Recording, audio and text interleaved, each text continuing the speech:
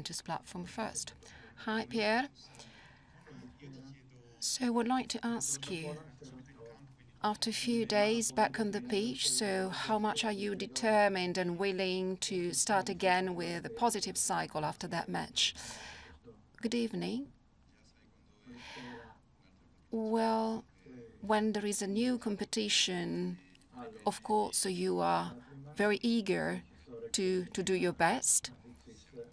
And I'm pretty sure that is going to be a very important game for us. So our head is already on that match. We're very focused. Good evening. Alessandra Dangiora, Sport. I would like to ask you, what about the lesson learned from the defeat in Naples after 3 wins in a row that gave you more confidence and awareness? Well, good evening. According to my experience at this level, after each match, whether they're positive or negative, you always have to learn a lesson in order to go ahead and think on the next match. Well, on Sunday, we know what happened. Of course, we just talked to each other. I talked to the other players in order to understand the positive elements, and obviously we tried to work on what didn't work. Good evening, Pierre. Simone Nas, Sport Notizie. I would like to ask you, as a defender, how much the return of Bremer can give you, not just from a technical point of view, but also in terms of mental strength and the awareness of your tools, of the available resources. Well, good evening. We are a very united group.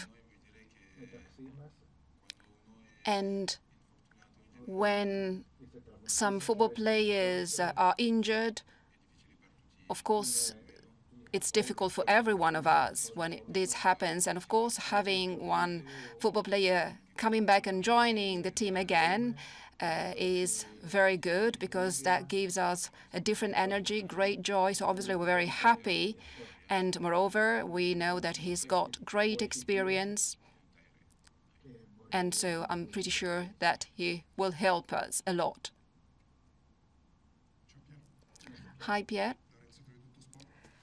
Lorenzo Tuttosport. I would like to ask you, well, you have been here for 2 years. You're one of the leaders in the dressing room, and in this season, you have played a lot, much more than many other teammates.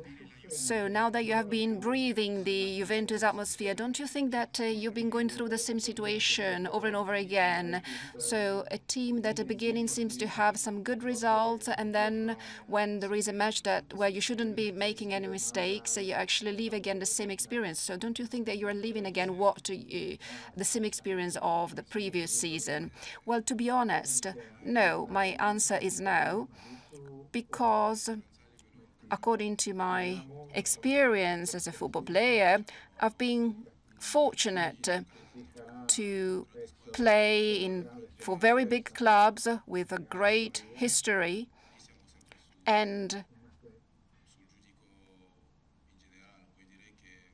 obviously, from that point of view, when a mistake is made with one game, that's quite evident. But this happens to all clubs, to all teams in all seasons, at European level as well. Of course, there are always ups and downs.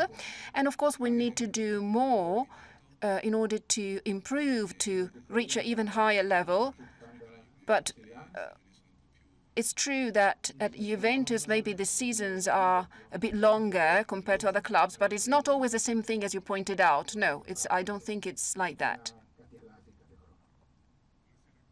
Good evening, Kalulu, Fabrizio Ferrero, Mediaset. I would like to ask you, considering what you just said, the fact that some mistakes have been made and some situations that didn't work. So according to your experience, can you understand whether it has to do with your mental strength, maybe a lack of concentration, or maybe there are some tactical problems? Maybe you still need to find more confidence, especially in the defensive phase, in the midfield in particular. So what's not been working in your opinion?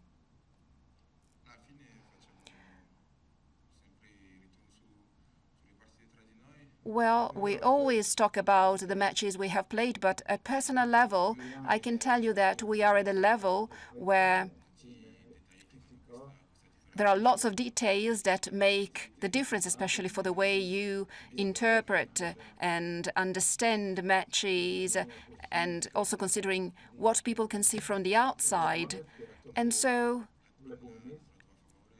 these details sometimes are not in your favor. Sometimes you see everything dark, and sometimes instead, if you do things better, it might seem even better from the outside, but it's not always like that. So obviously, both when we attack and when we defend, we can definitely do more. There is room for improvement, but I also believe that, I strongly believe that these details I've just mentioned will be in our favor. So we'll be able to definitely improve, and you will see things and you will appreciate things much better. I don't think it's just tactical problems or mental problems. All these things are all together, so they all converge. Hello, Pierre. So considering what my colleague has just said, so you are the player that has played 1,800 minutes, more than many other teammates. So do you feel as a leader, and compared to last year, do you think that you have a much crucial role on the pitch as well as inside the dressing room?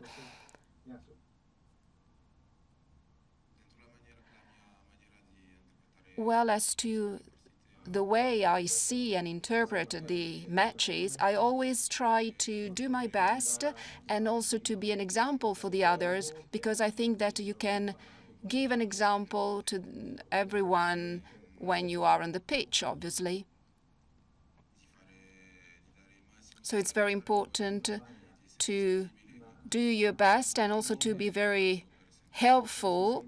And that's something that I always work on, because I'm always very willing to help the rest of the team. And sorry, I don't remember the end of your question.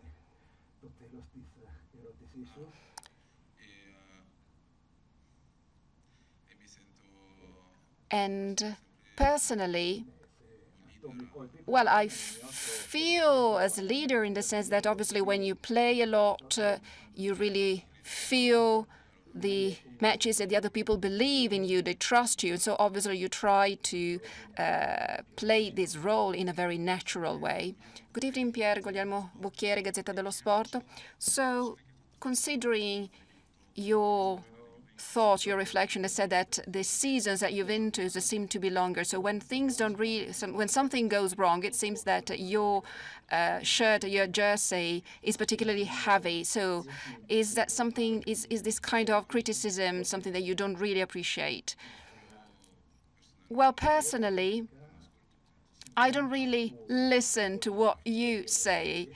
Well, obviously I don't want to offend you, but obviously, I hear certain things during the interviews, the post-match interviews. Maybe these things really don't affect me, maybe because I'm not Italian, but I don't feel that your criticism are as a heavy weight. So your analysis, maybe I could use the word analysis. Well, they're not such a heavy for me. For me, probably it's easier because I just, take one match at a time, and I try to be very natural in my approach, because that's something that I've always felt. I always try to be respectful, and that's how I personally experience it. I would say that I feel quite fortunate. It's not really a heavy weight for me. I feel lucky, to be honest. Antonio Paolino, Radio Bianconero, good evening. So your answer quite curious, and I would like to ask you, how close or far are you from what you want to demonstrate? You explained at the beginning that you will have to prove something. So are you close to it? And this is probably a type of analysis that you're also doing inside the team. Good evening. Well, how close or distant? Well, it's difficult to say because it's not something you can measure. It's not a figure. It's not a number.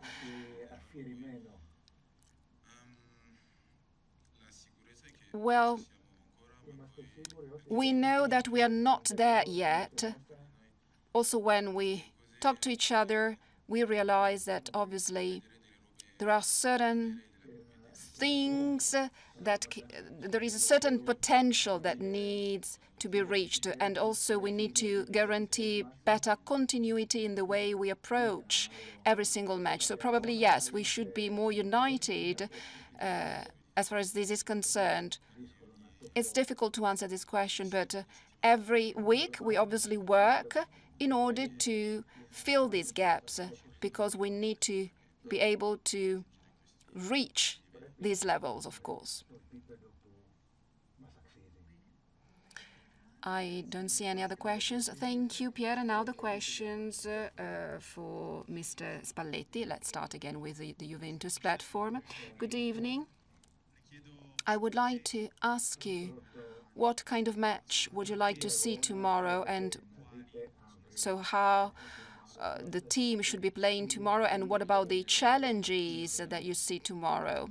Well, that's going to be a very tough team with lots of Brazilian and Portuguese football players that can play football very well. It's a team that only had problems with Bayern, and then it really didn't concede so many goals, despite it played matches, very high-level matches, because they really played against top clubs. And so from a physical point of view, this is a kind of team that has great grit and really eager also to engage duels at individual, personal levels. So they are very strong. They use hands. So any tackle will be, quite interesting to see. And they know that if they win with these tackles, they can also influence the result of the match. And then they have an organization, a good organization on set pieces. They also scored several goals based on set pieces. And then they have some strikers that have excellent qualities. So in the attacking area, they're really very strong. So we have to be very good not to be subject to these kind of restarts, because they just come against you, trying to intimidate you. And then, of course, once you get out of that pressing, they will be playing very low on the field. And so they have the possibility to basically turn the situation to their favor. So we have to be extremely careful. And we'll have to try and force the defense not to concede any goals. And then, of course, we also need to prevent to just be in the right position, in the right way, to avoid any restarts. Good evening, Alessandra Mangiarari Sport. So you just talked about the attacking of the forwards of your opponents, but what about Juventus strikers and forwards? So it's a problem that still exists nowadays. So my question is, did you expect to be able to maybe have a better impact and in a much more slightly more easily, maybe to try and influence the team from the very beginning? Well, of course, the figures are not the wished one, both in terms of results and also individual performances. Now I have more experience. Of course, I also have more knowledge of my football players. And this, for me, is extremely important, I would say, pretty fundamental. Then I've seen that certain things have improved. As Kalulu pointed out, we are not good at repeating these things over and over again inside the match. So these are the positive things that they have, and that in these days I've tried to detect and taken advantage of. Of course, we need to guarantee a better continuity, so we have to recognize, to acknowledge these elements and make sure that we can do even more. Then I've seen our strikers do very good things, but, for example, considering the goals on Sunday, we scored a very nice goal of the 3 that were scored throughout the whole match. And so if you're able to do those kind of things, it seems that, of course, there is a great potential. So there is something in our DNA, of course. The important thing is to be convinced, to be very confident and trying to do things on a more regular basis, to repeat them. Good evening. So following what my colleague has just asked you, would like to know how you have been living this period after several weeks as a coach of Juventus. So basically, the team has not been able to take off in terms of results. So what about your initial expectations? Are you still confident? Do you expect things to go in a different way?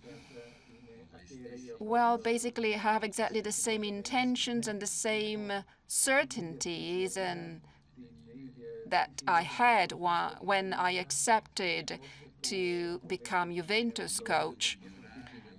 I have seen progress and improvements during the training sessions, and the more I see my football players, the more I have to do with them, and the more I get upset, but at the same time I also get quiet, because, you know, it's like a roller coaster. So sometimes I yell at them, and, you know, this is a kind of situation at the moment, because once you believe that certain things have been assimilated and then they will be repeated on the pitch, instead these things then are not performed properly, and so we'll have to start all over again. But nothing has changed so far, and I won't really change following these results. So my attitude will always be the same, and then of course we just need to face these things, these situations, and trying to find the best explanation to really understand what happened and to prevent also and to forecast what might happen in the future. I would like to ask you about Thuram, because it seems that it's been having some technical and physical problems recently.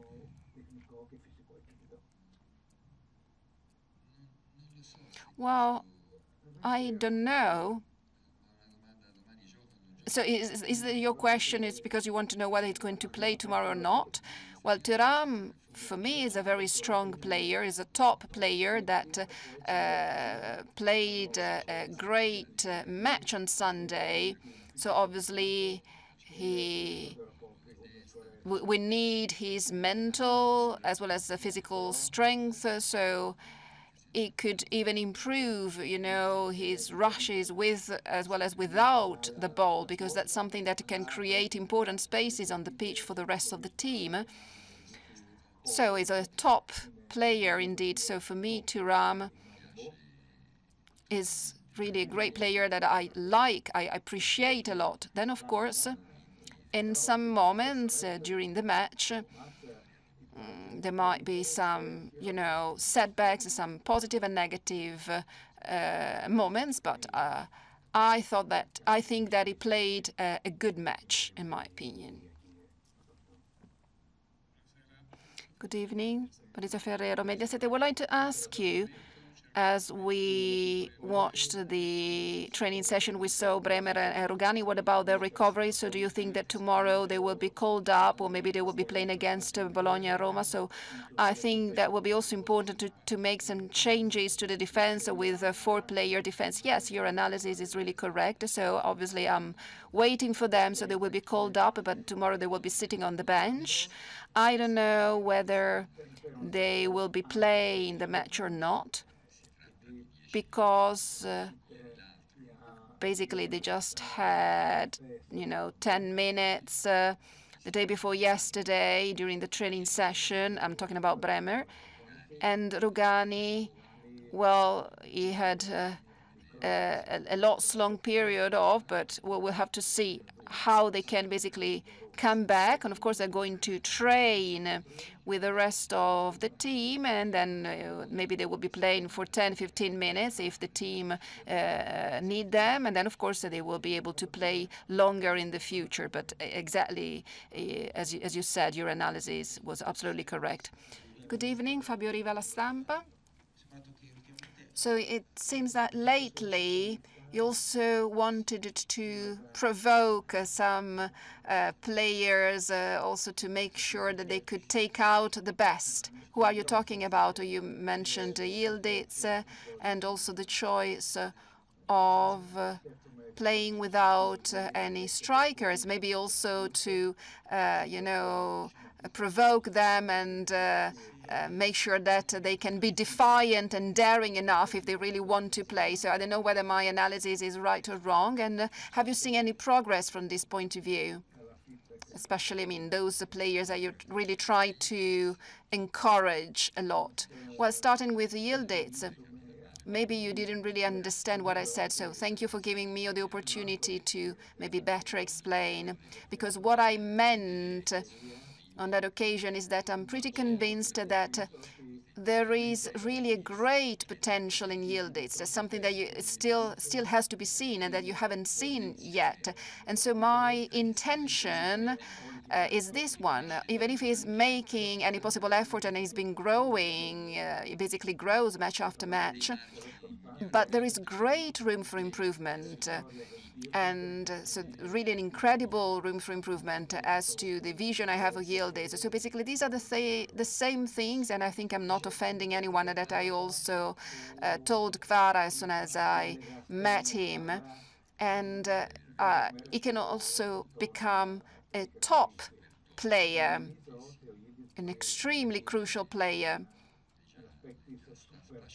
And there are many things that he's already been doing, but during the training session, I can see much more. So if you attended our training sessions all the time, you would see what this potential is all about. For example, on Sunday, he scored a goal from the back line, and there was a ball that was coming from his back, and he was able basically to get it and then to score it in such an easy way. It's something that is not easy at all, actually. And,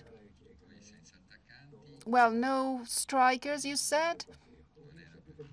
It's not that I really wanted to provoke them, because I need to win the match, of course. So it's not that I can accept, these by provoking them. And I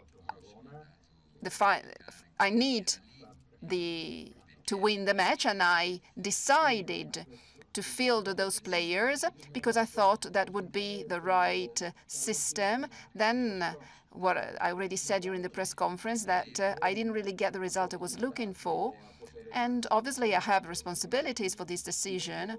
And as here there is one of the football players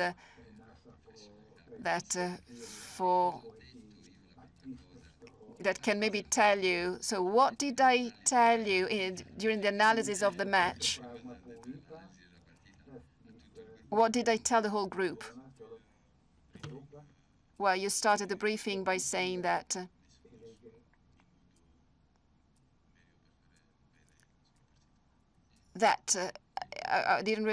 you didn't really put anyone in the condition to do the best. So I didn't really put them in the condition to give their best because of the choices that I made.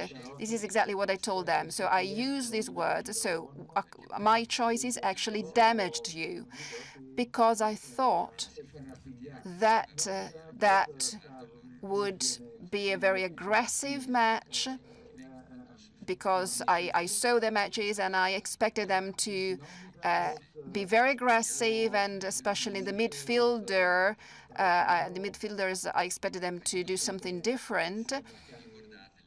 If you remember, our pressing was from Yildiz on Rachmani to avoid Bokema, that was really pushing a lot on the right, and this led to sort of overload on the left. And so, obviously, if Yildiz has this role, then I will have to change something else. And then, of course, this will be negative for that football player because, of course, each football player has a certain mileage. The same thing for Concesai. He had to attack, to press Buongiorno, because if you watch the match again, I expected Yildiz to basically create some space on the flank and to have Rachmani playing more on the flank where Yildiz feels more comfortable to play. And the same approach for Concesai, because as a center right would be playing on the flank, where basically he is inside his natural role in the best position where he can really give the best. And so Buongiorno, I hoped, would be in trouble playing in that position, because when these players have a man ahead of them, they are really very strong from a physical point of view in marking up. So basically the idea was to managed to do all these when we were bearing the ball, and then, of course, just to destroy their defense so that we could basically penetrate, we could really break away. And so basically I have now explained what I had in mind. Instead, I didn't succeed.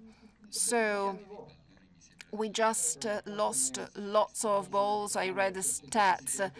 In some cases, statistics are useful. Sometimes they aren't. Something like 113 balls that were completely lost.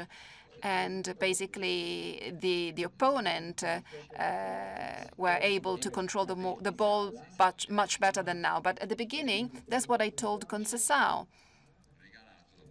I gave him the possibility to run less back and to basically play in a different position. I didn't succeed. Of course, that was a very painful experience. I don't believe that it's not painful at all. It's definitely very painful to me.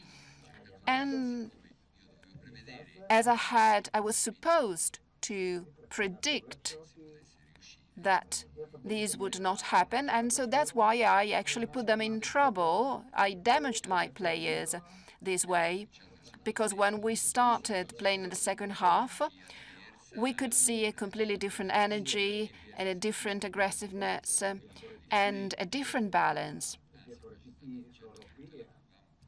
And we were really able to then control the match much better.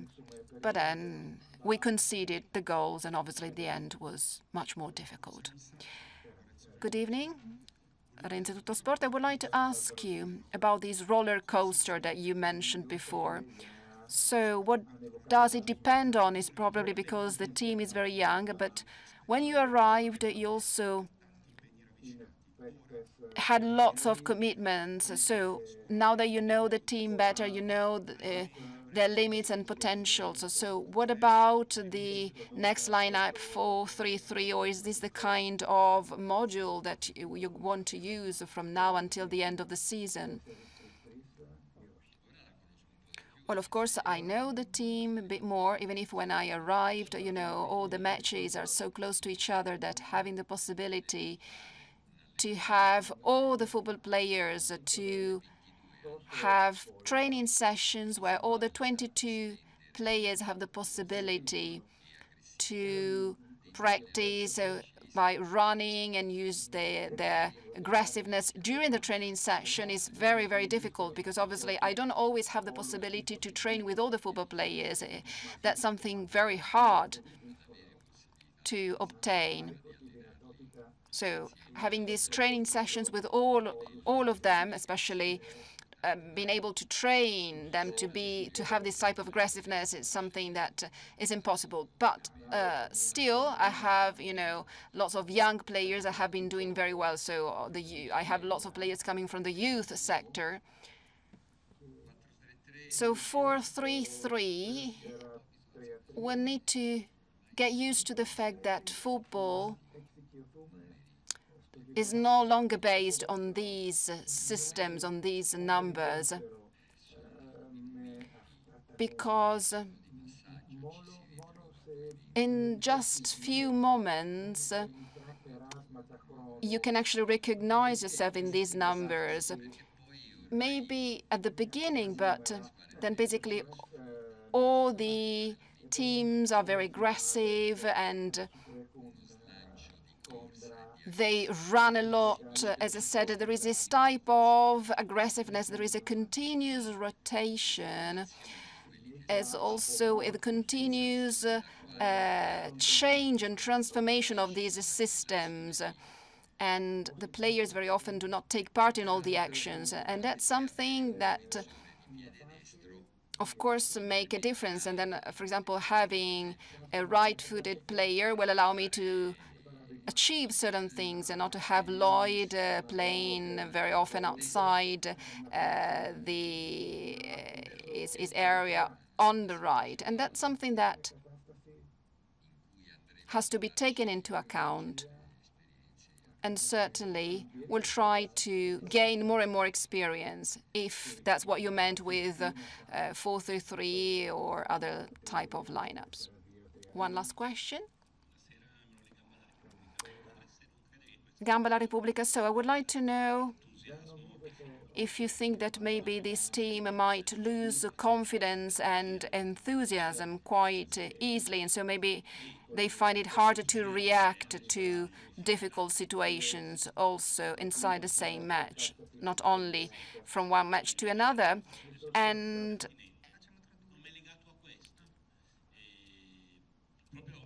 linked with this, so talking about confidence. So what about David? Don't you think that it should be trusted for maybe 4 or 5 consecutive matches, just to understand his value and his bond with the team? Well, this is exactly what I mentioned before when I said that there are moments where I smile, I laugh and with the team, and then I also yell at them.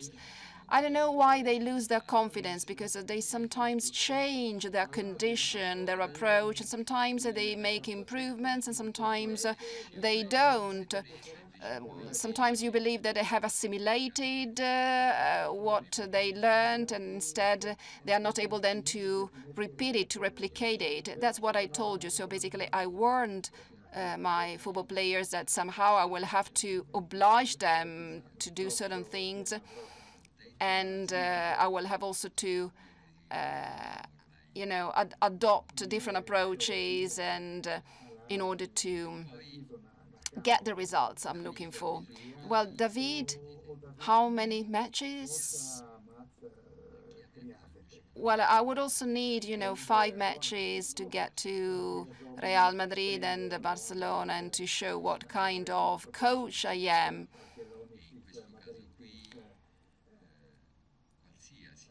So basically, I would say that any football player, Adzic, always, well, it actually works in a different way. Basically, I'm looking at you, but I'm explaining it to them, because you may be strong in all the training sessions, and then after 2 weeks of training where the player has proved that he's been doing very well, I just give him 10 minutes in that match. Maybe after another 10 minutes, if those 10 minutes are okay, then I will give you another time, maybe 20 minutes, and then that player will be able to play for 1 match, and then you will be playing 5 matches. So obviously it depends on how the training sessions go. So that it doesn't work like this. So if you write it properly in your article, and so that my football players will be able to read it and better understand what I mean.